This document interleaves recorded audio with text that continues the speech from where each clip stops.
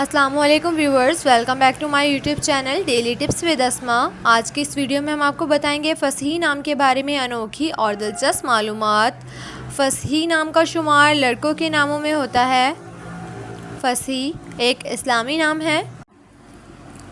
फ़सही नाम की इब्तिदाई तारीख़ अरबी ज़बान से निकलती है। फ़सही नाम के अफराद के लिए खुशकिस्मत नंबर 8 माना जाता है। माहिरीन के मुताबिक फ़सही नाम के लड़के बहुत मेहनती होते हैं। फ़सही नाम का मतलब है खुश कलामी करने वाला। फ़सही नाम के लड़कों के लिए खुशकिस्मत दिनों में बुध, जुम्मा और हफ्ते का दिन शामिल है।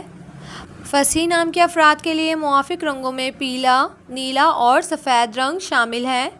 फ़सही नाम के अफराद के लिए मुआफ़िक पत्थरों में हीरा पत्थर शामिल है।